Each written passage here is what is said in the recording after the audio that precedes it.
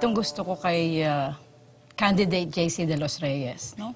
Katuwa siyang marinig dahil very refreshing dahil siguro bata at saka amazing yung kanyang idealism and the authenticity with which shinare niya yung kanyang mga ibig mangyari sa bayan. No? Yun, kahanga-hanga yun. And I think, given yung politika natin, we really have to start them young in this game so that by the time they're ready, really ready, hasang-hasana. Gusto ko, dama ko yung kagustuhan niyang baguhin ang politika. At saka we should hand it over sa kapatiran na yung kanilang commitment to reform Philippine politics. That should be supported by everyone. At very sincere naman sila sa ganong advocacy. And I think we need to try and support them as much as we can dun sa ganong pagsulong, no, ng reforma sa ating politika. Yun nga rin ang dating sa akin ni JC, Grace. No?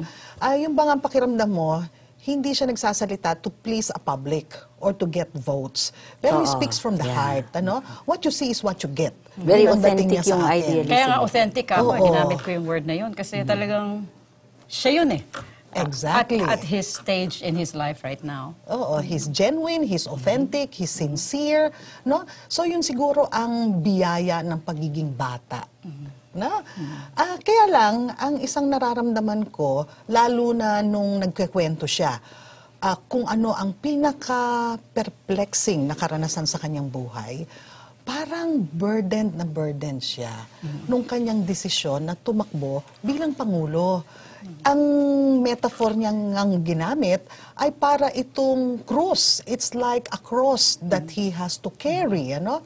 On one hand, talaga namang mabigat itong gawain ng pagtakbo bilang presidente at pagiging presidente rin kung ikaw ang mananalo. Kaya lang, side by side with the cross, ano? Gusto rin nating marinig sa isang presidentiable yung excitement at saka yung sense of challenge ng tawag bilang isang presidente. Kasi, di ba, kung presidente ka, you have to rally a group behind you. No? Kinakailangan i-inspire mo ang iyong kababayan para sabayan ka, para tumungo sa tagumpay. Medyo siguro dahil bata pa itong si JC. No? Siguro reflection yon ng kanyang pagiging bata pa. Pero mahirap talaga yung i-negotiate yung distance between idealism and reality. At I think yun ang hinaharap talaga ng kapatiran eh.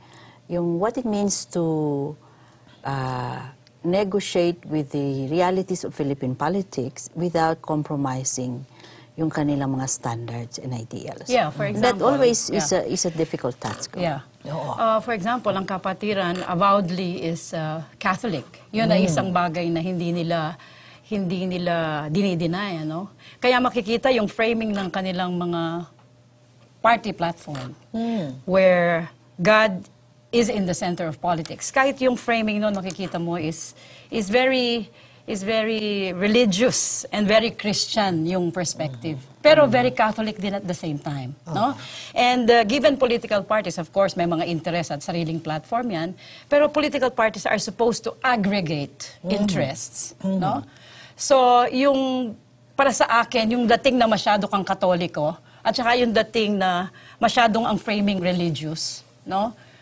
Nagiging problema yon para sa kapatiran, feeling ko. Kahit naniniwala ang mga tao kay JC, at sabi natin, of course, nababataan tayo as a person, pero as a political party, yun ang nagiging feeling kong problema at this point. Yung realidad ng realpolitik and what political parties are supposed to do, and yung sinasabi mo, bridging that. No? Tsaka yung siguro kasi ang kultura natin, merong memory ng friocracy.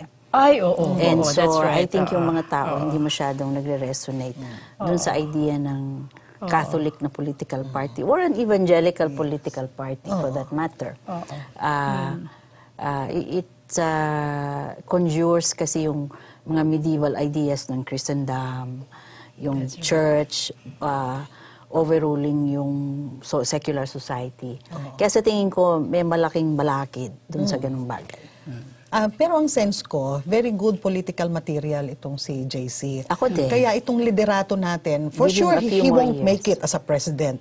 Pero I hope itong ating mga leaders ngayon, they will take notice of this young man, take him under their wing, and nurture him to become eventually, kung papayagan ng Diyos, to become a president in the future. Kasi kung hindi aalagaan siya, kung he would be allowed to have a more dichotomous view of politics nga, yung masyadong malinaw kung ano yung itim at saka puti, baka maging cynical rin siya in the long run Kasi it doesn't really reflect what is reality out there. Kaya this man is very promising, but he needs help and support from the church and the political community para mag-grow emotionally, psychologically, and politically instead of wither and become cynical and maybe even neurotic. Which is the lot of sometimes very idealistic people, Exactly. But I think he also has a very short track record to speak of because he is counselor of Olongapo, and during that very short stint, makikita natin naninindigan sa tama, maganda at progresibo yung mga ideas. So talagang very good material. Exactly. Although feeling ko bata pang masyado. Give him Okay. some more Give him years. some more years.